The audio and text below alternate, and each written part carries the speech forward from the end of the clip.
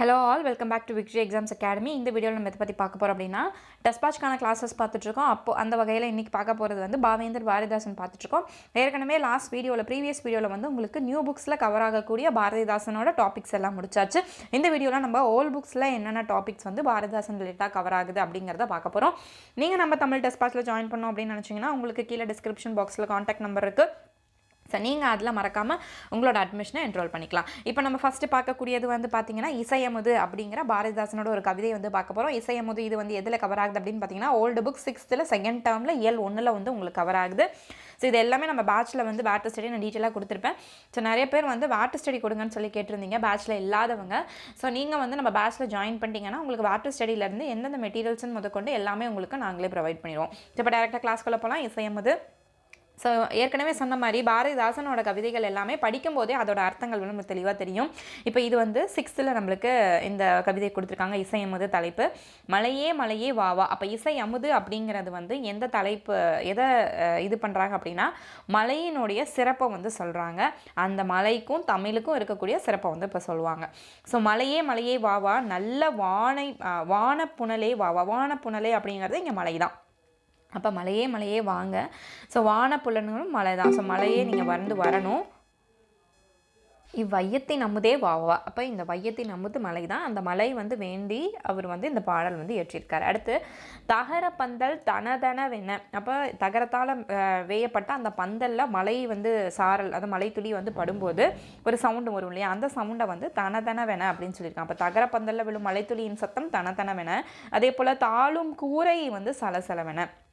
கூரையால் வேயப்பட்ட அந்த வீட்டில் வந்து கேட்கக்கூடிய சத்தம் தளதளவென. அதே போல் நகர பெண்களின் செப்பு குடங்களில் வந்து தண்ணீர் வந்து பிடிக்கிறதுக்காக மழை நீரை வந்து பிடிப்பாங்க இல்லையா அந்த செப்பு குடத்தில். ஸோ அதில் வந்து என்ன சவுண்டு வரும் அப்படின்னா கனகனவென. ஸோ தனதனவென சலசலவென கனகனவென அப்படிங்கிற அந்த சவுண்ட் எல்லாமே வந்து மழையினால் ஏற்படக்கூடிய சவுண்ட் அப்படின்னு சொல்கிறாங்க. அடுத்து ஏரி குளங்கள் எல்லாம் வழியும்படி நாடு. அப்போ ஏரி குளமெல்லாம் மழை பிழிஞ்சு நிரம்பி வழியணும். நாடு எங்குமே இன்பம் வந்து செழித்திருக்கணும். இன்பம் பொழியும்படி. இப்போ மழை இருந்துட்டாலே நாடு முழுக்க இன்பம் வந்து இருக்கும். அதே போல பொடிவாரி தூவும் பூவும் காயும். இந்த பொடிவாரி தூவும் அப்படிங்கிறது மகரந்தத்தூள். ஸோ மகரந்தத்தூளோட பூவில் இருக்கக்கூடிய அந்த மகரந்தம் வந்து ஒரு இடத்துல இன்னொரு இடத்துக்கு ட்ரான்ஸ்ஃபர் ஆகிறதுக்கு அதாவது கொண்டு சேர்த்துறதுக்கும் மழை காற்று இதெல்லாம் வந்து சில வகை ஃபேக்டர்ஸாக வந்து இருக்கும். ஸோ அந்த மாதிரி மழை இருந்தால் தான் அந்த மகரந்தத்தூள் வந்து ஒரு இடத்துல இன்னொரு இடத்துக்கு போய் இது பண்ணும்போது அந்த மழையினால் அந்த மரங்கள் செடிகள் செடிகளில் பூத்து காய்ச்சி அந்த செயல் வந்து நடைபெறும். மரமும் தலைத்து நிற்கும். ஸோ அந்த மரமும் தலைத்து நிற்கும். அந்த மரத்தில் இருக்கக்கூடிய இலை தலையெல்லாம் மழையினால் நனைந்து குளிர்ந்த காற்றை வந்து வீசும்.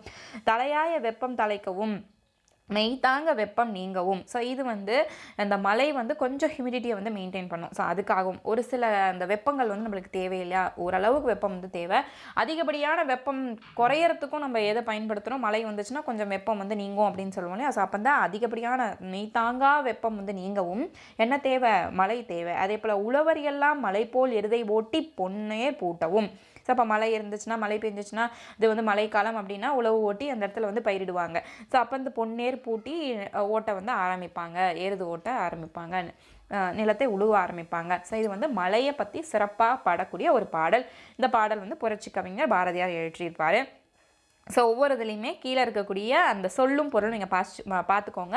ஏற்கனவே அதோட விளக்கம் சொல்லும் போது நான் சொல்லுவேன் வான்புணல்னா மழை நீர், அதே போல் பொடினா மகரந்தப்படி. ஸோ அது வந்து ஒரு வாட்டி வாசிக்கிட்டிங்கனாலே உங்களுக்கு இது கிளியராக இருக்கும். இது ஏன் வந்து லைன் பை லைனாக அந்த சொல்லும் பொருள் நம்ம படிக்கல அப்படின்னா இப்போ பார்த்தீங்கன்னா ஓல்ட் புக்ஸில் வந்து உங்களுக்கு ஒவ்வொரு ஸ்டாண்டர்ட்லேயுமே பாரதிதாசனோடது ஒரு கவிதை இருக்குது. இப்போ கிட்டத்தட்ட நம்ம வந்து 6th 1, 7th 1, 8th 1, 9, 10, 12th 2, 11th. அப்போ கிட்டத்தட்ட நம்ம வந்து ஒரு 6-7 தலைப்பு வந்து இப்போ இந்த குறிப்பிட்ட நேரத்துக்குள்ளே பார்க்கணும் அப்படிங்கிறனால நான் அதை ஸ்கிப் பண்ணிக்கிறேன். அதே போல் ஆசிரியர் குறிப்பு பார்த்தீங்கன்னா ஏற்கனவே உங்களுக்கு பாவேந்தர் பாரதிதாசன் வந்து ஃபுல்லாகவே பார்த்தது தான். ஸோ புரட்சி கவினா அவர் சிறப்பு பெயர் வந்து அவருக்கு இருக்கும். ஸோ சுப்ரத்தினம் அப்படிங்கிறது அவரோட இயற்பெயர். பாரதியார் மீது கொண்ட காதலால் தன் பெயரை வந்து பாரதிதாசன் அப்படின்னு மாற்றிப்பார். பாண்டியன் பரிசாலகன் சிறப்பு குடும்ப விடுதலாம் அவரோட ஒர்க்குன்னு பார்த்தோம். இவர் வாழ்ந்த காலம் அப்படின்னு பார்த்தா 29/4/1891 21/4/1964. ஸோ பிறந்த மாதமும் இறந்த மாதமும் ஒன்று தான், நாள் வேறு. அதே போல் வருடங்கள் 91, இங்கே வந்து 1964. ஸோ அடுத்து பார்த்திங்கன்னா உங்களுக்கு 7th கவர் ஆகக்கூடிய 7th 3rd term ஓல்டு புக்கில் கவர் ஆகக்கூடிய இயல் 3 இருக்கக்கூடிய எங்கள் தமிழ் வந்து பார்க்க போகிறோம். ஸோ இதில் என்ன சொல்ல வராங்க அப்படின்னா ஃபர்ஸ்ட்டு இதில் 2 ஸ்டான்ஸாக கொடுத்துருக்காங்க. ஃபஸ்ட்டு இனிமை தமிழ்மொழி எமது எமக்கு இன்பம் தரும்படி வாய்ந்த நல் அமுது. அப்போ தமிழ்மொழியை வந்து சில பெயர்களை கொண்டு அவங்க வந்து பாராட்டுறாங்க, சொல்கிறாங்க. என்னென்னா தமிழ்மொழி வந்து இனிமை தமிழ்மொழி, இனிமையான மொழி, அதே போல் தேன் போன்ற மொழி, அமுது நிறைந்த மொழி அப்படிங்கிறது தமிழுக்கு கொடுக்கக்கூடிய சிறப்பு பெயர். அடுத்து பார்த்திங்கன்னா கனியை பிழிந்திட்ட சாறு எங்கள் கதியில் உயர்ந்திடையாம் பெற்ற பேர். அப்போ எந்த அளவுக்கு ஒரு கனியை பிழிஞ்சு அந்த சாறு எடுத்தால் அதில் இருக்கக்கூடிய பருகும்போது அதோடைய இன்பச்சுவை வந்து இனிமையாக இருக்கோ, அதே போல் யாம் பெற்ற பேர் அப்படிங்கிறது, ஒருத்தரோட பேர், ஒருத்தரோட இன்பம் அப்படிங்கிறது அந்த தமிழ் மொழியை பயின்று அதில் மூலியமாக வரக்கூடிய பெருமை தான் அவருக்கு வந்து ஒரு பேரை வந்து நல்ல பேரை தேடி கொடுக்கும். அதுதான் வந்து அவருக்கு ஒரு இன்பச்சுவையை கொடுக்கும் அப்படின்னு சொல்கிறாங்க. தனிமை சுவையுள்ள சொல்லை எங்கள் தமிழ் என்னும் வேறெங்கும் யாங்கண்டதில்லை. ஸோ இந்த மாதிரி தமிழ் அப்படிங்கிற அந்த சொல்லை சொல்லும் போதே அதில் இருக்கக்கூடிய சுவை வந்து நம்ம உணர்றோம். ஸோ அந்த மாதிரி தமிழ் மொழியில் இருக்கக்கூடிய வளத்தையும் சிறப்பையும் நாம் வேற எந்த மொழியிலுமே பார்த்ததில்லை. நனியுண்டு காதல் தமிழ் நாட்டின் யாவருக்கும் மேதமிழ் மீதில். அப்போ தமிழ் மீது தமிழ்நாட்டில் உள்ள அனைவருக்குமே நனினா மிகுதியான, ஸோ மிகுதியான காதல் வந்து அனைவருக்குமே, தமிழர்கள் அனைவருக்குமே வந்து இருக்க வேண்டிய விஷயம் இருக்குது அப்படின்னு வந்து சொல்கிறாரு. அடுத்து எங்கள் தமிழ் உயிரென்பதாலே வெல்லும் தரமுண்டு தமிழுக்கு இப்புவி மேலே. அப்போ என்ன அப்படின்னு சொல்கிறாங்கன்னா, தமிழருக்கு தமிழ் வந்து உயிர் போன்ற ஒரு விஷயம். அப்போ தமிழ் வந்து அவங்களுக்கு உயிர் போல் இருக்கிறனால அவங்களுக்கு ஒரு தைரியம், ஒரு வீரம் வந்து கிடைக்கிது அந்த தமிழர்களுக்கு. ஸோ அப்போது இந்த புவியவே வெல்லக்கூடிய ஒரு திறன் வந்து அவங்களுக்கு கிடைக்கிது. இந்த புவி அப்படின்னா உலகத்தை வெல்லக்கூடிய ஒரு வீரம் வந்து அந்த தமிழர்களுக்கு கிடைக்கிது. எதனால் அந்த வீரம் கிடைக்கிது? தமிழ் மொழியினால் அந்த வீரம் கிடைக்கிது அப்படின்னு சொல்கிறாங்க. தமிழ் எண்ணில் எம்முயிர் பொருளாம் என்ப தமிழ் கொன்று மேல் தமிழ் நாடெங்கும் இருளாம். ஸோ இதில் என்ன சொல்ல வராங்கன்னா, அப்போ தமிழ் வந்து உயிர் போல் அவங்க கருதுகிறாங்க. அப்போ அந்த தமிழ் வந்து இன்பத்தமிழ் வந்து நீங்கள் பயலலை, இன்பத்தமிழை வந்து கற்கலை அப்படின்னா, இன்பத்தமிழ் வந்து வாழ ஆரம்பிச்சிருச்சு அப்படின்னா அது குன்றின் மேலிட்ட விளக்கு போல், அது வந்து இருட்டு தான் நம்மளுக்கு. ஸோ இருள் தான், உலகம் முழுவதும் இருள் தான் அப்படின்னு சொல்கிறாங்க. ஸோ அதுக்கான விளக்கம் பாருங்க. ஸோ தமிழ் வந்து எங்கள் உயிர் என்பதாலே எல்லாரையுமே வெல்லும் திறன் வந்து அவங்களுக்கு கிடைக்கும். இந்த புவியவே வெல்லலாம் அப்படின்னு சொல்லுவாங்க. அடுத்து இப்போ தமிழை வந்து இரு விழிகளாக கொண்டிருந்தீங்க அப்படின்னா, ஒளி குன்றினால் நாடே அந்த தமிழ் அப்படிங்கிற ஒளி வந்து குறைவடைந்து விட்டது அப்படின்னா நாடே எதில் மூழ்கிவிடும்? இருளில் மூழ்கிவிடும் அப்படின்னு சொல்கிறாங்க. அதே போல் வந்து எனவே தமிழ் மக்கள் இருக்கும் வரை வந்து என்ன தான் இருக்கும்? தமிழ் மக்கள் இருக்கும் வரை தமிழும் இருக்கும். என்றைக்குமே அதோட ஒளி வந்து குன்றாது, அதோட நிறம் வந்து மாறாது, அதோட இன்னும் மிளிர்ந்துக்கிட்டே தான் போகுமே தவிர, ஒரு தங்கமோ ஒரு வைரமோ எடுத்துக்கிட்டால் அதோட ஒளி வந்து இன்னும் மிகுந்துக்கிட்டே தான் போகுமே தவிர அதோட இது வந்து பயன்பட அது வந்து குறையாது அப்படின்னு சொல்கிறாங்க. அதனாலே நாளும் அதற்கு நம்ம என்ன செய்யணும்? தொண்டு செய்ய வேண்டும். அது மட்டும் இல்லாமல் நம் வாழ்வு தமிழென்று தோல் தொட்டு தம் வாழ்வு தமிழர் என்று தோல் தொட்டு ஆடுவோம்னா பெருமையாக சொல்லிக்கலாம், சட்டை தூக்கி விட்டு சொல்லிக்கலாம் இல்லையா, நம்ம வந்து தமிழர்கள் அப்படின்ட்டு. அது தரணிகள் நாளும் வெற்றி பெற பாடுபடுவோம் அப்படின்னு சொல்கிறாங்க. ஸோ அதுதான் இங்கேயும் கொடுத்துருக்காங்க. தமிழென்று தமிழ் மக்களுண்டு இன்ப தமிழுக்கு நாளும் செய்திடுவோம் நல்ல தொண்டு. தமிழர் என்று தோல் தட்டி ஆடு நல்ல தமிழ் வெல்க என்ற தினம் பாடு. ஸோ தமிழ் வெல்லணும் அப்படின்னு சொல்லி தமிழை நம்ம பாடணும் அப்படின்னா அதில் இருக்கக்கூடிய இலக்கியங்கள் காப்பியங்கள் எல்லாத்தையும் நம்ம படித்து அதில் இருக்கக்கூடிய சிறப்புகள் அறநெறிகளை நம்ம பாடணும் அப்படின்ட்டு. ஸோ சொற்பொருள் கதினா துணை, பேரு செல்வம், நனி நம் மிகுதி, அதே போல் தரம் தகுதி புவி அப்படிங்கிறது உலகம். ஸோ பொருள் பார்த்தாச்சு, ஆசிரியர் குறிப்பு, பெயர் சுப்ரத்தனம் செய்து எல்லாமே பார்த்து தான். எக்ஸ்ட்ரா வந்து பெற்றோரோட பேர் வந்து கனகசபை லக்குமி அம்மாள். இவர் வந்து கல்வி வந்து எந்தெந்த மொழிகள் படிச்சிருப்பார் அப்படின்னா தமிழ், பிரெஞ்சு, ஆங்கிலம் ஆகியவற்றை புலமை மிக்கவர். இப்போ 3 மொழிகள், தமிழ், பிரெஞ்சு, ஆங்கிலம். இயற்றிய நூல்கள்லாம் ஏற்கனவே பார்த்தாச்சு, இவரோட காலமும் பார்த்தாச்சு. இந்த பாடல் வந்து பாரதிதாசன் கவிதைகள் அப்படிங்கிற கவிதை தொகுதியில் இடம்பெற்றிருக்கு. பாரதிதாசன் கவிதைகள்னாலே அதில் ஒரு தலைப்பு கீழே தானே வந்திருக்கும். ஸோ இது என்ன தலைப்பு அப்படின்னு பார்த்தா எங்கள் தமிழ் அப்படிங்கிற தலைப்பு கீழே வந்து இந்த பாடல் இடம்பெற்றிருக்கு. பின்னாடி இருக்கக்கூடிய பிக் பாக்கில் தமிழ் எங்கள் டாஸ் அப்படின்னு கொடுத்துருக்காங்க. ஸோ இதில் பார்த்தீங்க அப்படின்னா தமிழ் நம்ம முன்னாடியே பார்த்தோம், தமிழை வந்து எதோட கம்பேர் பண்ணுறாங்கன்னா அவங்களோட உயிர்.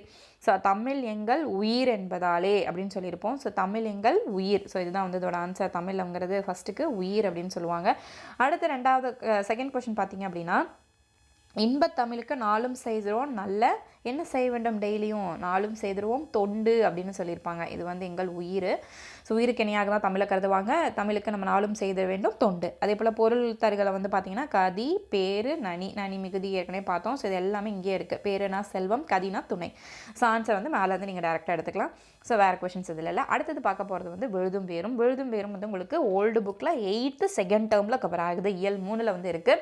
ஸோ இதையும் நம்ம பார்த்துருவோம். தூளம் போல் வளர்கிளைக்கு விழுதுகள் தூண்கள். இப்போ இது வந்து என்னென்னா விழுதும் வேரும் அப்படிங்கிறது ஒரு ஆலமரத்தை நீங்கள் ஒரு இமேஜின் பண்ணிக்கணும். அந்த ஆலமரத்துக்கு அதோட அந்த ஜைஜான்டிக் ஃபியூச்சர் எவ்வளோ பெரிய கிளைகள் இருக்கும். அதே போல் வந்து அந்த விழுதுகள் வந்து அதை சுற்றி தொங்கிட்டு இருக்கும் இல்லையா. இங்கே வந்து இதை எதை சொல்லுவார்னா அந்த விழுதுகளை எதோட கம்பேர் பண்ணுறாரு அப்படின்னு பார்த்தா அங்கே அந்த மரத்தை சுற்றி தொங்கிக்கிட்டு இருக்கக்கூடிய விழுதுகளை அவர் வந்து தூண்களோட கம்பேர் பண்ணுறார். அது பார்க்குறதுக்கு எப்படி இருக்கா, ஒரு பெரிய அரண்மனைன்னு இதில் சொல்ல மாட்டாங்க, நம்ம உருவகப்படுத்திக்கிறோம். ஸோ அந்த ஒரு அரண்மனையில் வந்து அதோட அதை தாங்கி நிற்கக்கூடியது எது அப்படின்னு நம்ம பார்த்தா அதில் இருக்கக்கூடிய தூண்கள். ஸோ அதே போல் இந்த மரத்தினுடைய விழுதுகள் தான் இதில் வந்து தூண்கள் அப்படின்னு சொல்கிறாரு. அடுத்து ஆளினை சுற்றி நிற்கும் அருந்திரல் மரவேர். இப்போது அந்த தூண்கள்னு ஒவ்வொருமே சொல்லிட்டார் இல்லையா முதல்ல. அடுத்தது ரெண்டாவதாக அந்த தூண்களை எதோட ஒப்பிடுவார் அப்படின்னு பார்த்தோன்னா இது வந்து யாரோடனா வீரர்கள். எப்படி ஒரு ஒரு படையில் இருக்கக்கூடிய வீரர்கள் வந்து அந்த நாட்டை காப்பாற்றுறதுக்காக அந்த நாட்டை சுற்றி அந்த மன்னனை சுற்றி எப்படி வந்து ஒரு போர் முனையில் வந்து அவரை பாதுகாக்கணும், அவரை சென்டரை நிற்க வச்சு ஸோ அவர் நடுவில் இருந்துட்டுருப்பார். ஸோ அவர் எந்த பக்கத்துலேருந்து தாக்கக்கூடாது அப்படிங்கிறதுக்காக வீரர்கள் வந்து அந்த மன்னனை சுற்றியும் அந்த கோட்டையை சுற்றியும் அரணை சுற்றியும் பாதுகாத்துட்டு இருப்பாங்க இல்லையா. ஸோ அதே போல் இந்த விழுதுகள் ஆழத்தின் விழுதுகள் அதை வந்து நம்ம தூண்கள்னு சொல்கிறோம். இந்த தூண்கள் வந்து எப்படி இருக்கா, வீரர்கள் வந்து நிற்கிறது போல் இருக்காம், வீரர்கள் வந்து பாதுகாத்து சுற்றி நிற்கிறது போல் இருக்காம். அடுத்தது பார்த்தீங்கன்னா வாளினை தரையில் வீழ்த்தி மண்டிய பாம்பின் கூட்டம். ஸோ இது வந்து வேர்கள். அடுத்து அந்த மரத்தினுடைய வேர்கள் அந்த அளவுக்கு மேலேயும் தெரியும் இல்லையா. ஆழத்தின் வேர்கள் வந்து ஆலமரத்தோட வேர்கள் வந்து கொஞ்சம் தடிமனாக இருக்கும், பெருசாக இருக்கும். சிலது அடியில் இருக்கும், சிலது வந்து ஒரு சில வேர்கள் வந்து மண்ணுக்கு மேலேயும் தெரியும். ஸோ அது வந்து எது போல் இருக்கான், வேர்கள் பாம்பின் கூட்டம் போல் இருக்கான். ஸோ அந்த வேர்கள் வந்து பாம்பினோட கூட்டம் போல் வளைந்து இருக்குது அப்படின்னு சொல்கிறாங்க. ஸோ அந்த வேர்கள் வந்து அதோட எதை சொல்கிறாங்க அப்படின்னா வாளினை தரையில் வீழ்த்தி. ஸோ தன்னுடைய வீரர்களின் வாளை வந்து இப்போ வீரர்கள் அங்கே விழுதுன்னு சொன்னாங்க. ஸோ இது வந்து 2 கம்பேரிஷன் ஒன்றுக்கும் பண்ணுவாங்க. ஃபஸ்ட்டு விழுதுகளை வந்து தூணுன்னு சொல்லுவாங்க, அடுத்து விழுதுகளை வந்து வீரர்கள்னு சொல்கிறாரு. இப்போது அந்த அடுத்து ரெண்டாவது என்ன சொல்கிறாங்க வேறு. இப்போ விழுதுகளுக்கு 2 கம்பேரிசன் சொல்லியாச்சு. அடுத்து வேறு எடுத்துக்கிட்டோம்னா வேறு வந்து ஒன்று பாம்புன்னு சொல்கிறாரு. இன்னொன்று ரெண்டாவது என்ன சொல்கிறாருன்னா அந்த விழுதுகளை வந்து வீரர்கள்னு சொன்னார். அந்த வீரர்கள் கையில் இருக்கக்கூடிய வேலை வந்து கீழே இப்படி மண்ணில் இப்படி இது பண்ணி அப்படி நிற்கிறாங்க, அந்த அளவுக்கு அப்படி நிற்கிறாங்க. ஸோ அப்போ அந்த வேர்களை வந்து எதோட சொல்கிறாங்கன்னா அந்த வீரர்கள் கையில் வைத்திருக்கக்கூடிய அந்த வேலை வந்து கீழே தரையில் வந்து வீழ்த்தி நிற்கிற மாதிரி இருக்குது அப்படின்னு 2 தான் சொல்கிறாங்க. ஸோ நீலவான் மறைக்கும் ஆள்தான் ஒற்றைக்கால் நெடிய பந்தல். அப்படின்னா ஒற்றைக்கால் நெடிய பந்தல், ஒரே ஒரு காலில் வேயப்பட்ட ஒரு பந்தல் வந்து வானை முட்டும் அளவுக்கு, வானையே மறைக்கக்கூடிய அளவுக்கு, அந்த அளவுக்கு ஒரு பெரிய ஆலமரம் அப்படிங்கிறத சொல்கிறாங்க. ஸோ நீலவான் வானத்தை மறைக்கும் ஆள்னா ஆலமரம். ஸோ அது ஒற்றைக்கால் நெடிய பந்தல். ஸோ அந்த வாழை அந்த மரத்தோட கிளைகள், அந்த மரத்தோட அளவு சுற்றளவு வந்து எப்படி சொல்கிறாங்கன்னா நெடிய பந்தல் அப்படின்னு சொல்கிறாங்க. இதுதான் பொருள்.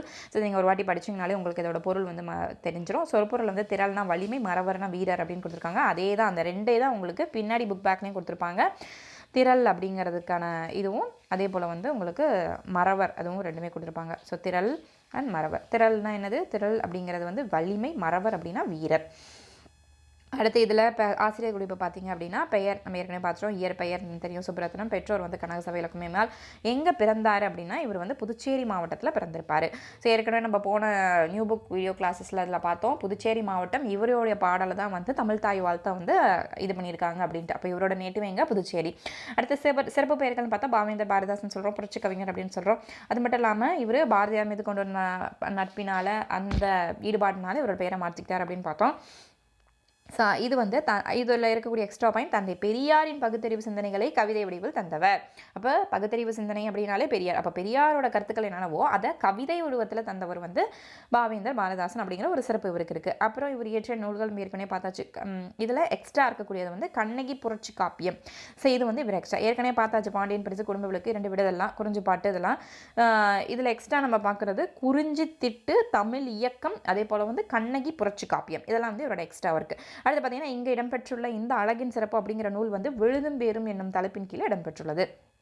ஸோ இப்போ வந்து நம்மளுக்கு படிக்கிறது விழுதும் பேரும் அப்படிங்கிற தலைப்பில் படிப்போம். ஸோ அது வந்து எந்த இதில் இடம்பெற்றிருக்கு அப்படின்னா அவரோட ஒர்க்கான அழகின் சிறப்பு அப்படிங்கிற அழகின் சிரிப்பு அப்படிங்கிற அந்த நூலில் வந்து இது இடம்பெற்றிருக்கு. அதில் பிரித்தெழுதுக அருந்திரல், இதை பிரித்தா நம்மளுக்கு கிடைக்கக்கூடியது அருமை. அந்த இடத்துல மை விகுதி வரணும், பண்பு தொகையில் எழுதணும். அருமை கூட்டல் திரள் அப்படிங்கிறது எழுதணும். அடுத்தது பார்த்தீங்க அப்படின்னா ஒற்றைக்கால், அது வந்து ஒற்றை கூட்டல் கால், நடுவில் இருக்கக்கூடிய அந்த இக்கு வந்து வராது, அதுக்கு பதிலாக நம்ம வந்து கூட்டல் போட்டணும், ஒற்றை கூட்டல் கால். ஸோ அழகின் சிறப்பு என்னும் நூல் எழுதியவர் பாவேந்தர் பாரதிதாசன் கோடிட்ட இடத்துல ஃபஸ்ட்டு. அடுத்து பாரதிதாசனின் இயற்பெயர் சுப்புரத்தினம், பாரதியார் பிறந்த ஊர் புதுச்சேரி. ஸோ இது எல்லாமே நம்ம ஏற்கனவே பார்த்தாச்சு. ஸோ புதுச்சேரியில் தான் வந்து ஒரு பாரதிதாசன் வந்து பிறந்திருப்பார், புதுச்சேரி. அடுத்து பார்த்திங்கன்னா இக்கால கவிதைகள். ஸோ இது வந்து இப்போ நம்ம பார்க்குறது எல்லாமே தமிழ் சான்றோர் பற்றிய செய்திகள் அப்படின்னு சொல்லி நம்மளுக்கு சிலபஸில் ஒரு 13 டாபிக்ஸ் வந்து கொடுத்துருப்பாங்க. அதில் ஃபஸ்ட்டு பாவேந்தர், அப்புறம் டி.கே. சிதம்பரனார், குன்றக்குடி அடிகளார், கண்ணதாசன், வேலுநாச்சியார், காயிதே மில்லர், பட்டுக்கோட்டை, முடியரசன், தமிழ்வழி, அதே போல் ஜெகநாதன், நாமக்கல் கவிஞர், இந்த மாதிரி உருத்திரங்கனார்னு சொல்லி நம்மளுக்கு ஒரு 13 பேரை வந்து கொடுத்துருப்பாங்க. இப்போது இந்த லெசன் எடுத்துக்கிட்டிங்க அப்படின்னா இக்கால கவிதைகள் அப்படிங்கிற இந்த லெசனில் இந்த காலத்தில் கவிதை இயற்றியவர்கள் எல்லாரையுமே வந்து கொஞ்சம் கொஞ்சம் கொடுத்துருப்பாங்க. ஸோ அப்போ பார்த்தீங்கன்னா ஒரு 4 லைன், ஒரு 2 லைன் அந்த மாதிரி வந்து உங்களுக்கு கொடுத்துருப்பாங்க. ஸோ ஃபஸ்ட்டு பாரதியாரில் ஆரம்பித்து யாரெல்லாம் அப்படின்னு பார்த்தீங்கன்னா பாரதியார், பாரதிதாசன், அதே போல் சுரதா, நாமக்கல் ராமலிங்க கவிஞர், அதே போல் முடியரசன், அதே போல் கல்யாண சுந்தரனார், கண்ணதாசன், பிச்சமூர்த்தி, இவங்க எல்லாத்தையுமே கொடுத்துருப்பாங்க. சும்மா ஒரு 2 வரிகள் மட்டும்தான் இவங்களை வந்து கொடுத்துருப்பாங்க. அப்போது நம்ம வந்து ஒவ்வொரு லெசனுக்குமே இதை வந்து மெட்டீரியல்ஸோடு இதை ஆட் பண்ணி என்னால் கொடுக்க முடியாது. ஸோ ஒரே மெட்டீரியல் இது தான், இந்த லெசன் தான். இந்த லெசன் ஃபுல்லாகவே நான் உங்களுக்கு இதோடையே கொடுத்துட்டேன். ஸோ இதில் நீங்கள் என்ன பண்ணணும்னா ஒவ்வொரு டாபிக் படிக்கும்போது இந்த லெசனில் வந்து இது ரிலேட்டபுளாக இருக்கா அப்படிங்கிறத ஒவ்வொரு டைமும் நீங்கள் பார்த்துக்கணும். இப்போ நம்மளுக்கு பார்க்குறது பாரதிதாசன். ஸோ இந்த லெசனில் வந்து இக்கால கவிதைகளில் பாரதிதாசனை பற்றி என்ன கொடுத்துருக்காங்க அப்படின்னு பார்த்தோன்னா தமிழ், தமிழர், தமிழுணர்வு, சமுதாய மறுமலர்ச்சி, பெண்களின் விடுதலை, திராவிட இயக்கத்தின் சிந்தனை, பொது உடைமை முதலியவற்றை பாரதிதாசன் கவிதைகள் வெளிப்படுத்தின. அப்போது பாரதிதாசனோட கவிதைகள் இருக்கக்கூடிய கான்செப்ட், தீம் அப்படின்னு எடுத்துக்கிட்டால் இதெல்லாம் தான் வந்து வெளிப்படுத்தும் விதமாக வந்து அவர் வந்து எழுதியிருப்பார். திராவிட இயக்கத்தின் சிந்தனை, பெண்களின் பொதுவுடைமை, பெண் விடுதலை, இதை பற்றின கருத்துக்கள், இதை பற்றின கவிதைகளை வந்து அவர் எழுதியிருப்பார். அடுத்து பார்த்தீங்க அப்படின்னா இந்த வரிகள் யாரோடது அப்படின்னு கொடுத்து கேட்க வாய்ப்பு இருக்குது. அப்போ எங்கள் பகைவர் எங்கோ மறைந்தார், இங்குள்ள தமிழர்கள் ஒன்றாதல் கண்டே அப்படிங்கிற அந்த வரிகள் எல்லாமே பாரதிதாசனோடது. அதே போல் என தமிழர் எழுச்சி பெற விளையும் பாரதிதாசன். அப்போ இந்த வரிகளில் வந்து தமிழரின் எழுச்சிக்காக, ஒரு உணர்ச்சி, தமிழரோட ஒரு வேட்கையை தூண்டணும் அப்படிங்கிறதுக்காக இந்த வரிகள் எழுதியிருப்பார். அடுத்து பார்த்திங்கன்னா எல்லாருக்கும் எல்லாம் என்றிருப்பதான் இடம் நோக்கி நடக்கின்ற தித்தியவையும் இல்லானும் அங்கில்லை பிறநல எனதென்று தனியொருவன் சொல்லான் அங்கே அப்படிங்கிற அந்த வரிகள் வந்து எதை வெளிப்படுத்துது அப்படின்னா இவரோட கான்செப்டில், இவரோட கருத்துக்களில் என்ன கருத்தை வந்து வெளிப்படுத்துது இந்த வரிகள் அப்படின்னும் கேட்க வாய்ப்பு இருக்குது. ஸோ இந்த வரிகள் வந்து பொது உடைமையை வந்து வெளிப்படுத்துது. இந்த வரிகள் பாரதிதாசனோடது. ஸோ இதுதான் வந்து பாரதிதாசனோட ஒர்க்ஸ் அப்படின்னு சொல்லி நம்ம பார்த்துருக்கோம். பாரதிதாசன் வந்து மீதியெல்லாம் வந்து பாரதியாரை பற்றி கொடுத்துருப்பாங்க. ஸோ இப்போ நீங்கள் ஃபுல்லாக இதுக்கு படிக்க தேவை. ஸோ டெஸ்ட் போர்ஷன் வந்து உங்களுக்கு என்னென்ன கொடுத்துருக்கணும், அப்போ அதுக்கு ரிலேட்டடாக இந்த லெசனில் வந்து என்ன இருக்கோ அதை மட்டும் நீங்கள் கவர் பண்ணி பார்த்துக்கலாம். அடுத்து பார்த்தீங்கன்னா உங்களுக்கு தமிழ் வளர்ச்சி அப்படிங்கிறது வந்து உங்களுக்கு 10th ஓல்டு புக்கில் இயல் 2 கவர் ஆகுது. ஸோ அதையும் இப்போ நம்ம வந்து பார்த்துருவோம். ஸோ எளிய நடையில் தமிழ் நூல் எழுதிட வேண்டும், இலக்கண நூல் புதிதாக இயற்றுதல் வேண்டும். அப்போ தமிழில் வந்து எளிய நடையில் எழுதினா தான் காமன் பீப்புள் எல்லாருமே படிக்கிறதுக்கு ஈஸியாக இருக்கும். அதே போல் எளிய நடையில் தமிழ் நூல் எழுதணும், இலக்கண நூலை வந்து புதிதாக இயற்றுதல் வேண்டும். அதே போல் வெளியுலகில் சிந்தனைகள் புதிதாக விளைந்துள்ள எவற்றினுக்கும் பெயர்கள் கண்டு, ஸோ அப்போ ஒவ்வொன்றும் வெளி உலகத்தில் நிறைய சிந்தனைகள் அது எல்லாத்தையும் கொண்டு வந்து எழுதணும். ஸோ அதை வந்து தமிழ் எழுதினா தான் தமிழ் மக்களுக்கு அதை படிக்கும்போது ஒரு தெளிவு கிடைக்கும். ஸோ தெளிவுறுத்தும் பட்டங்களோடு சுவடியெல்லாம் செய்து செந்தமிழை செழுந்தமிழாக செய்வதும் வேண்டும். ஸோ செந்தமிழை இந்த மாதிரி கருத்துக்களை வெளியுலக செய்திகளாக இருக்கட்டும், எளிய முறையில் இலக்கிய நூலாக இருக்கட்டும், இலக்கண நூலாக இருக்கட்டும், இதெல்லாம் கொண்டு வரும்போது தான் செந்தமிழ் வந்து ஒரு செழுந்தமிழாக மாறும். ஏழ்மையினால் ஒரு தமிழன் படிப்பில்லை என்றால் இங்குள்ள எல்லாரும் நானிடவும் வேண்டும். ஸோ அப்போ வந்து வெக்கப்படணும் அப்படின்னு சொல்கிறாரு. நானிடவும்னா வெக்கம். ஸோ ஒருத்தருக்கு காசு இல்லை, காசு இல்லாதனால நான் வந்து தமிழை வந்து என்னால் படிக்க முடியல, ஸ்கூலுக்கு போக முடியல, என்னால் தமிழ் படிக்க முடியல அப்படின்னு ஒருத்தன் சொன்னாங்க அப்படின்னா அதுக்காக மீதி இருக்கக்கூடிய தமிழர்கள் எல்லாம் ஒரு வெக்கப்படணும் அப்படின்னு சொல்கிறாங்க. ஸோ அதான் இந்த இதுலேயும் கொடுத்துருப்பாங்க. தமிழ் நூல்களை வந்து எளிய நடையில் எழுதணும், இலக்கண நூல்களை வந்து புதிதாக படைக்க வேண்டும், உலகின் புதிய ஆய்வு சிந்தனைகள் என்னென்னவோ அதெல்லாம் தமிழ் மொழியில் தமிழ் நூலில் வந்து விளக்கப்படணும். அப்படிலாம் செஞ்சாதான் செந்தமிழ் வந்து என்னவா மாறும், செழுந்தமிழாக மாறும் அப்படின்னு சொல்கிறாங்க.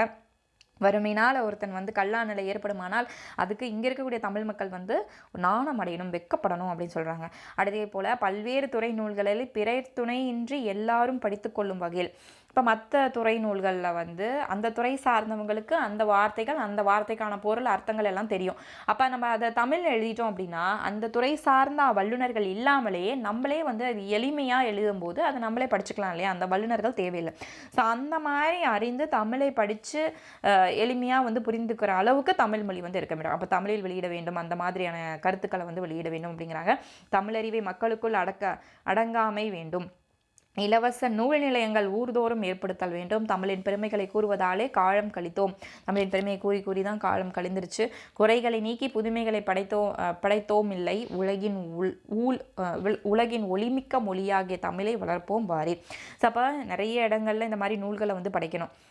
வேற்று துறையில் இருக்கக்கூடிய அறிவுகள் என்ன, சிந்தனைகள் என்ன, அதெல்லாம் வந்து கொண்டு வர மாதிரி தமிழில் வந்து அந்த கருத்துக்களை வந்து படைக்கணும் அப்படின்னு சொல்கிறாங்க. அந்த மாதிரி நிறைய நூல் வந்து நிறைய ப்ரொஃபஷனில் இருக்கிறதெல்லாம் படைக்கணும் தமிழ் அப்படின்னு சொல்கிறாங்க. அதே போல் தமிழறிவை வந்து மதங்களுக்குள்ளே அடக்காமல் இருக்க வேண்டும். ஸோ தமிழ் அப்படின்னா இந்த மதத்துக்குரியது அப்படின்னு அடக்காமல் இருக்கணும். அதனால தான் வந்து தமிழில் நம்ம வந்து தேம்பவாணிங்கிற கிறித்துவ காவியம் பார்க்குறோம். அதே போல் வந்து முகலாயர்களுக்கு, அதாவது இஸ்லாமியர்களுக்கான காவியங்களும் நம்ம பார்க்குறோம். ஸோ இந்த மாதிரி ஒரு மதத்துக்கு தான் அந்த தமிழ் அப்படின்னா அதை வந்து அடக்கக்கூடாது. இலவச நூல் நிலையங்கள் நிறைய இடத்துல தொடங்கி இருக்கணும். இத்தனை காலம் நம்ம தமிழை பற்றி புகழ்ந்து பாடினதுலேயே கழிஞ்சிருச்சு. இனிமேல் நம்ம என்ன பண்ணோம்னா தமிழை வந்து செழுந்தமிழாக மாற்றுறதுக்கு நம்ம சுற்றி இருக்கக்கூடிய மற்ற ப்ரொஃபஷன்ஸில் இருக்கக்கூடிய சிறந்த கருத்துக்கள், சிறந்த அறிவுகள் எல்லாம் நம்ம தமிழ் மொழியில் நிறைய இலக்கிய நூல்களை ஏற்றணும். ஸோ அதே போல் தமிழை வந்து ஒளிமிக்க மொழியாக மாற்றணும் அப்படிங்கிறது தான் இந்த பாட்டோட ஒரு விளக்கம். இது உங்களுக்கு 10th தமிழ் வளர்ச்சி அப்படிங்கிற தலைப்பில் இருக்குது. இதில் நீங்கள் பார்க்க வேண்டியது இந்த சொற்பொருள் மட்டும் பார்த்துக்கோங்க. மீதி இருக்கக்கூடிய இந்த இலக்கண குறிப்பு தேவையில்லை. அதில் வந்து இந்த செந்தமிழ், இந்த அடுக்குத்தொடர், இந்த பண்பு தொகை, இந்த இரட்டை கிளவி, அதே போல் வினைத்தொகை, வினையச்சம், இது மட்டும்தான் நம்மளுக்கு இலக்கணத்தில் வந்து கவர் ஆக போகுது. ஸோ அது மட்டும் ரிலேட்டபிளாக இலக்கண குறிப்பில் எது வருதோ அதை மட்டும் பார்த்துக்குங்க. இப்போ பார்த்தீங்கன்னா புதிது சொல்லி அப்படிங்கிற வரதெல்லாம் அடுக்குத்தொடர். ஸோ அதே போல் செந்தமிழ் அப்படிங்கிறது பண்பு தொகை. செம்மை கூட்டல் தமிழ் நம்ம பிரிப்போம். அப்போ மை அப்படிங்கிற விகுதி வருது. ஸோ அதனால் வந்து பண்பு தொகை. அதே போல் சலசல அப்படிங்கிறது இரட்டை கிளவி. ஸோ இது வந்து இரட்டை கிளவிக்கும் அடுக்கு தொடருக்கும் இருக்க வித்தியாசம் என்ன அப்படின்னு பார்த்தோம்னா, இரட்டை கிளவினா பிரித்தா பொருள் தராது, அடுக்கு தொடரை வந்து அந்த வார்த்தையை பிரித்தா பொருள் தரும். இப்போ சல அதில் வந்து சல அப்படிங்கிற மட்டும் நம்ம பிரிக்கும் போது 2 வார்த்தை சேர்த்து வருது. ஒரு வார்த்தை மட்டும் தனியாக இருக்கும்போது அதோட பொருள் வந்து அந்த இடத்துல கிட்டாது. ஸோ அதனால் அந்த இரட்டை கிளவி அப்படின்னு சொல்லி சொல்கிறோம். அடுத்து பிரித்தறிதல். ஸோ இங்கே வந்து பிரித்தெழுதுக கொடுத்துருக்காங்க. வெளியுலகில், வெளி கூட்டல் உலகில், செந்தமிழ், செம்மை கூட்டல் தமிழ், ஊரறியும், ஊர் கூட்டல் அறியும், எவ்விடம், ஏ கூட்டல் இடம். எவ்விடம் பாருங்கள், ஏ கூட்டல் இடம். ஆசிரியர் குறிப்பு நம்ம இது எல்லாமே ஏற்கனவே பார்த்தது தான். ஸோ டேட் வைஸ் எங்கே பிறந்திருக்காரு, அவங்களோட தந்தை பெற்றோர் யார் அதுன்னு கொடுத்துருப்பாங்க. சிறப்பு பெயர் எப்படி வந்துச்சு, அவரோட ஒர்க்ஸ் என்ன, அதே போல் வந்து பாரதிதாசன் பரம்பரை என்றொரு கவிஞர் பரம்பரை அவர் காலத்தில் உருவானது. இது எக்ஸ்ட்ரா பாயிண்ட். ஸோ இதை நீங்கள் பார்த்துக்கணும். ஸோ பாரதிதாசன் பரம்பரை அப்படிங்கிற ஒரு பரம்பரையே இவரோட காலத்தில் வந்து உருவாக்கியிருக்காரு. அந்த அளவுக்கு இவர் ஃபேமஸாக இருந்திருக்காரு. தமிழக அரசு பாவேந்தர் படைப்புகளை நாட்டுடைமையாக்கியுள்ளது. ஆண்டுதோறும் சிறந்த கவிஞர்களுக்கு என்ன விருது கொடுக்குது தமிழக அரசு, பாவேந்தர் விருது அப்படிங்கிற அவரோட பெயரை அவரை சிறப்பிக்கிற விதமாக ஸோ அவரோட பெயர்லேயே வந்து தமிழக அரசு வந்து விருது வழங்கிக்கிட்டு வராங்க. அடுத்து திருச்சிராப்பள்ளியில் பாரதிதாசன் பெயரில் ஒரு பல்கலைக்கழகம் அமைத்து சிறப்பு பாரதிதாசனை வந்து சிறப்பு பெயர்றதுக்காக ஆண்டுதோறும் வந்து சிறந்த கவிஞர்களுக்கு பாவேந்தர் விருது விளங்கி வராங்க. அதே போல் திருச்சிராப்பள்ளியில் பாரதிதாசன் பெயரில் பல்கலைக்கழகம் நடத்திட்டு வராங்க. அடுத்து பின்னாடி கொஷின்ஸ் பார்த்தீங்கன்னா புக் பேக்கில் குடும்ப விளக்கு டாஸ் படைப்புகள் ஒன்று அப்படின்னா பாரதிதாசன் படைப்புகள். பாரதிதாசனா டாஸ் என அழைக்கப்படுகிறார், டைரக்டாகவே தெரியும். தேசிய கவிஞர் கிடையாது, ஊமை கவிஞர், புரட்சி கவிஞர். இந்த குறிவினா சிறுவினா நம்ம தேவையில்லை. அடுத்து பார்த்தீங்கன்னா என்னாலோ. ஸோ இது வந்து பார்த்தீங்கன்னா உங்களுக்கு 11th உங்களுக்கு ஓல்டு புக்கில் கவர் ஆகுது என்னாலோ. ஸோ இந்த பாடலை நீங்கள் ஒரு வாட்டி வாசிச்சுக்கோங்க. இதில் வந்து என்ன சொல்ல வராங்க அப்படின்னா தமிழ் தான்.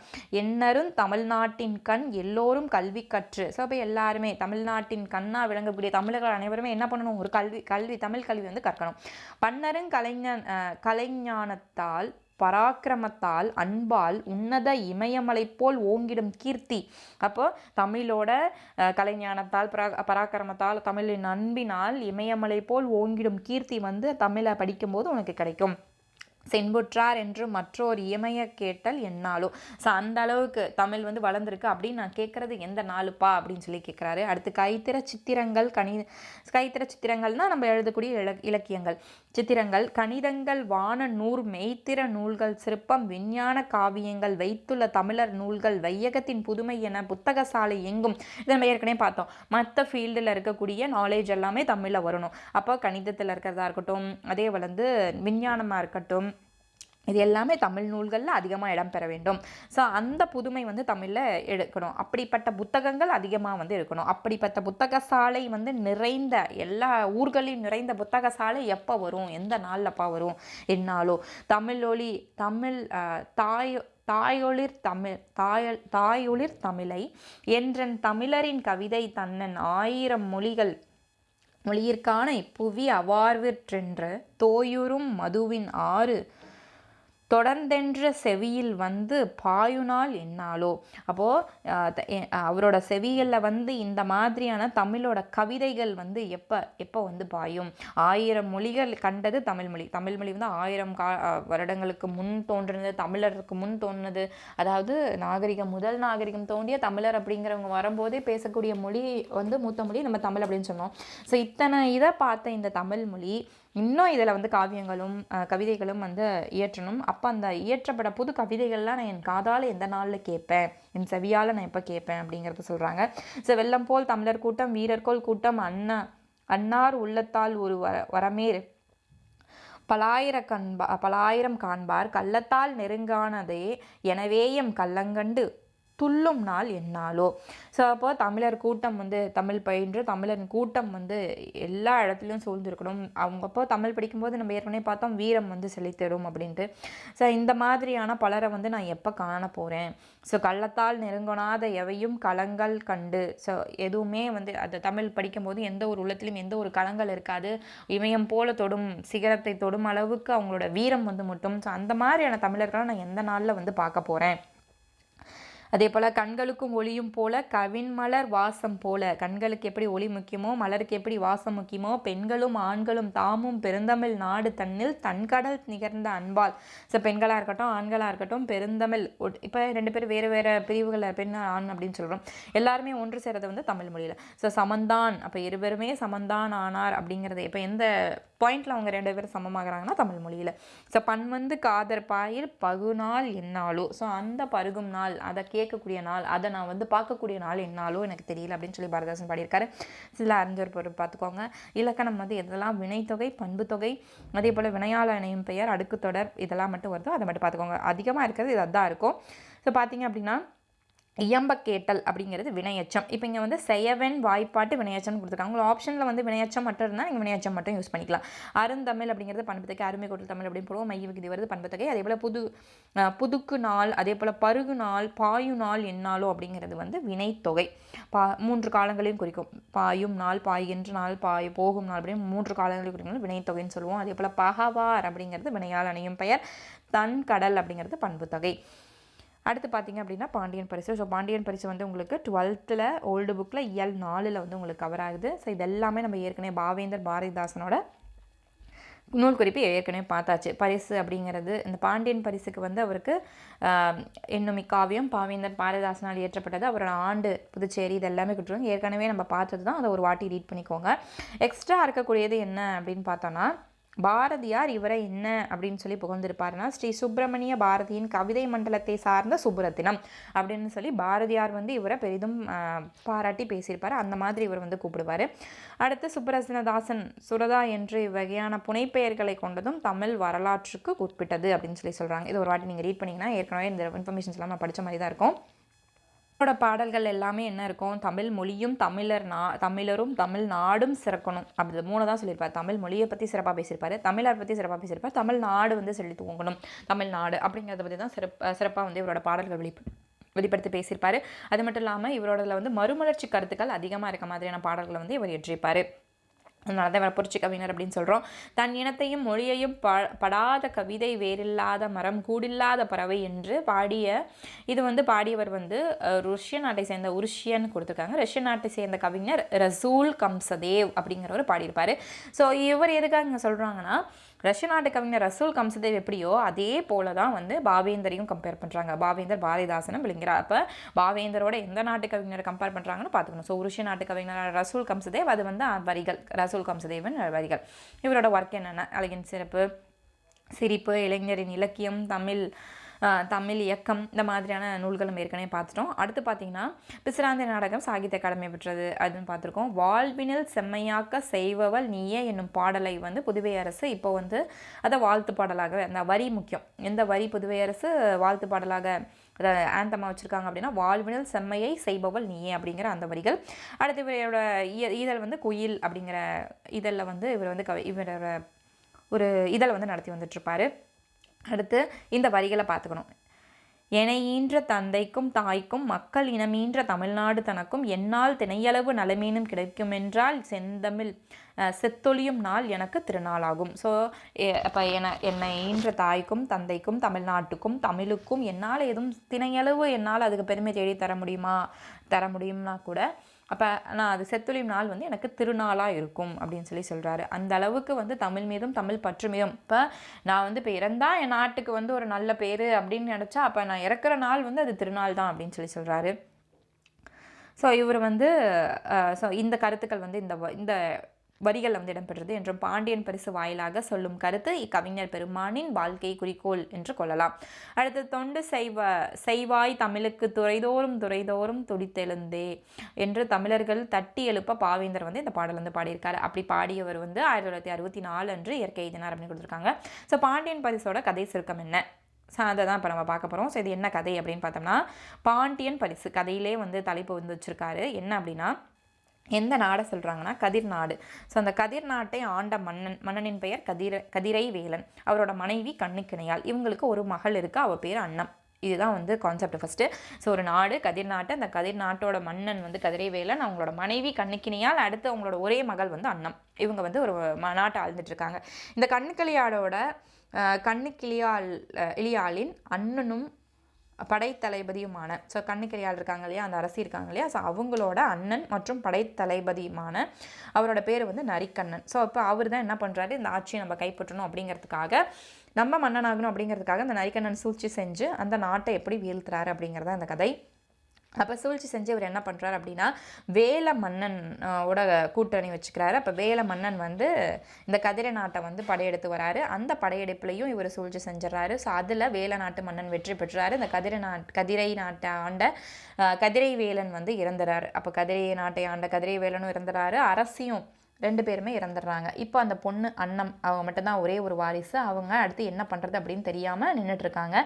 ஸோ அந்த சமயத்தில் என்ன ஆகுது அப்படின்னா, அரண்மனையில் ஒரு பெட்டி இருக்குது. அந்த பெட்டி வந்து அந்த பெட்டிக்குள்ளே என்ன இருக்குது அப்படின்னு பார்த்தோன்னா, கதிர் நாட்டை வந்து பாண்டிய மன்னன் வந்து கதிரை வேலனுக்கு வந்து வழங்கியிருப்பார். இந்த நாட்டை நீ ஆட்சி செஞ்சுக்கோ அப்படின்னு சொல்லி.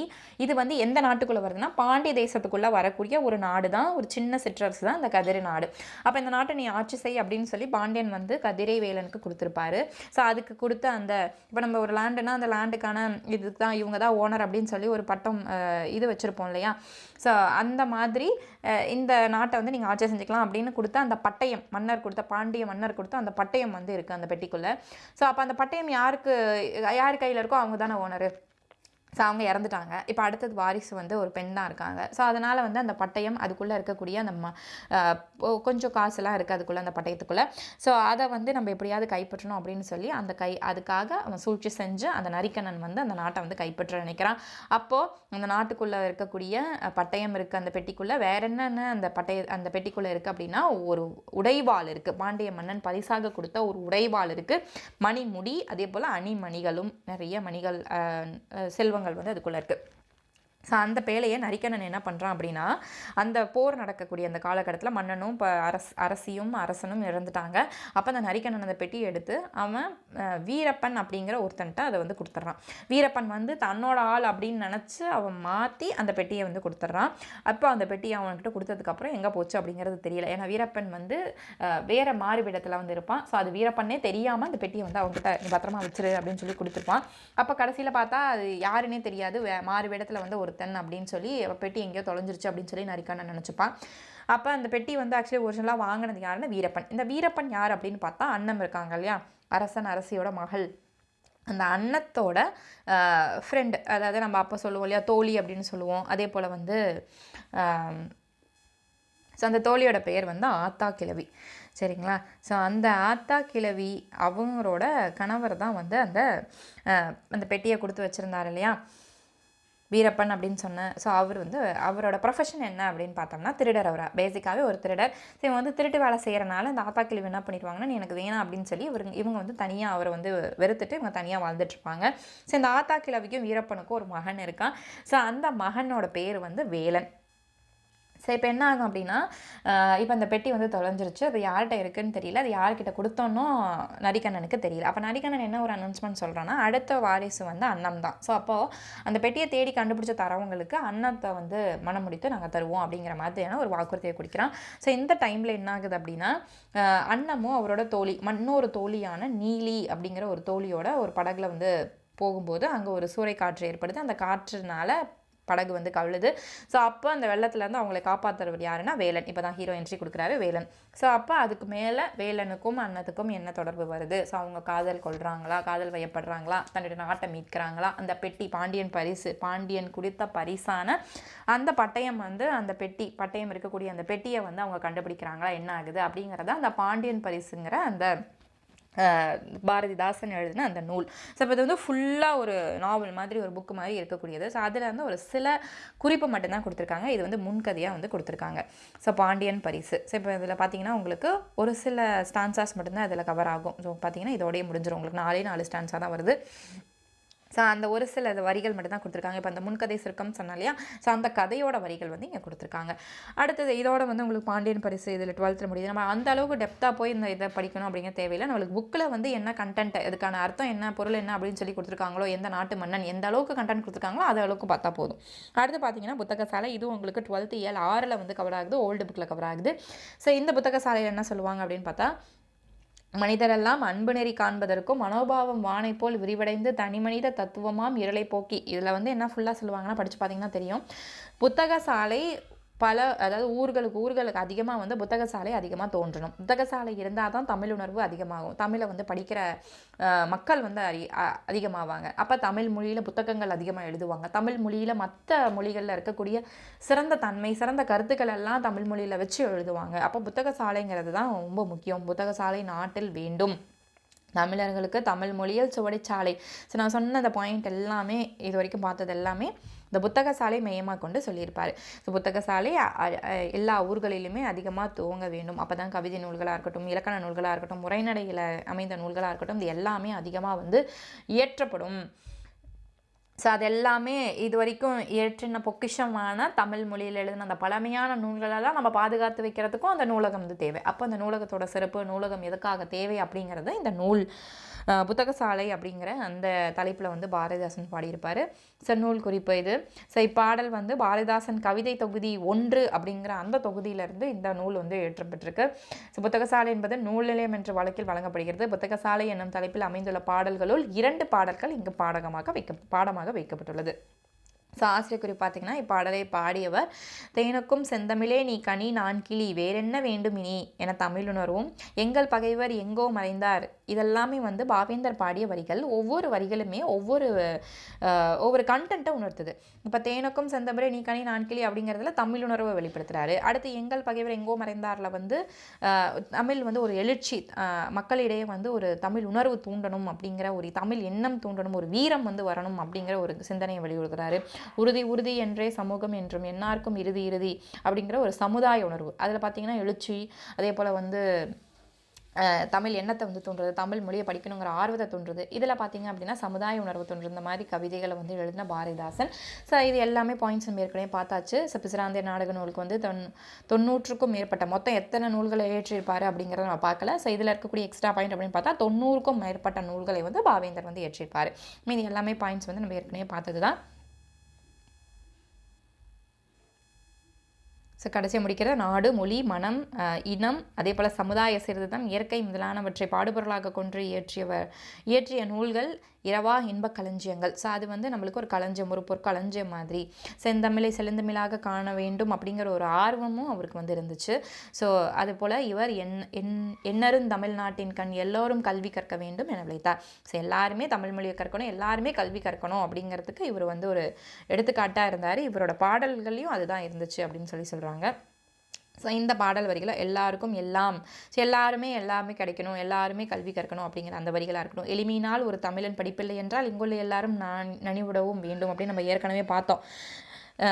இந்த வரிகள் வந்து ஏற்கனவே நம்ம இந்த பாடலில் பார்த்தோம். ஸோ இந்த மாதிரிலாம் பாடினவர் வந்து பாவேந்தர் பாரதிதாசன். இத்தகைய சிறப்பு உடையவர் பாவேந்தர் பாரதிதாசன். ஸோ அவரோட 90க்கும் மேற்பட்ட நூல்களை நம்ம பொக்கிஷம் போல் அதை வந்து பாதுகாக்கணும் அப்படிங்கிறத பார்த்துக்கணும். அதே போல் அறிஞ்சல் பொருள், இலக்கணம் வந்து நான் சொன்ன மாதிரி ஏற்கனவே பண்பு தொகை, அடுக்கு தொடர், இந்த இரட்டுற மொழிதல், அதே போல் வினைத்தொகை, வினையாளனையும் பெயர், இந்த வரதை மட்டும் நீங்கள் ரிலேட்டபுளாக ஈஸியாக இருக்கிறத மட்டும் நீங்கள் பார்த்துக்கோங்க.